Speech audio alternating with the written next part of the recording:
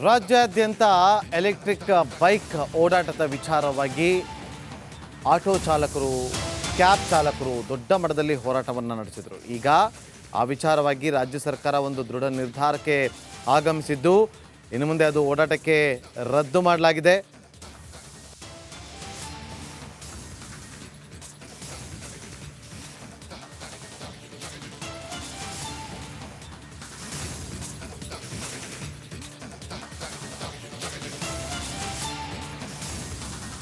Electric bike ಹಾಗೂ taxi ರದ್ದುಗೊಳಿಸಿ ಆದೇಶವನ್ನು ಹೊರಡಿಸಲಾಗಿದೆ.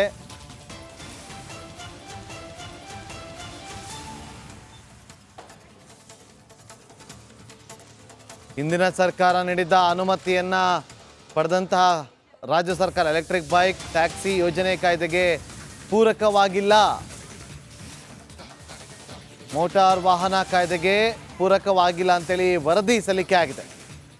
ಒಂದಷ್ಟು ರೂಲ್ಸ್ ಆ್ಯಂಡ್ ರೆಗ್ಯುಲೇಷನ್ ಅನ್ನು ಫಾಲೋ ಮಾಡಬೇಕಾಗುತ್ತೆ. PMRCL MD ಅಧ್ಯಕ್ಷತೆಯಲ್ಲಿ ರಚನೆ ಮಾಡಲಾದಂಥ ಸಮಿತಿಯ ವರದಿ, ರಾಜ್ಯದಲ್ಲಿ ಎಲೆಕ್ಟ್ರಿಕ್ ಬೈಕ್ ಟ್ಯಾಕ್ಸಿ ಸಂಚಾರಕ್ಕೆ ಬಿದ್ದಿದೆ ಬ್ರೇಕ್. ಆ ಮೂಲಕ ಆಟೋ ಮತ್ತು ಕ್ಯಾಬ್ ಚಾಲಕರ ಹೋರಾಟಕ್ಕೆ ಗೆಲುವು ಸಿಕ್ಕಿದೆ.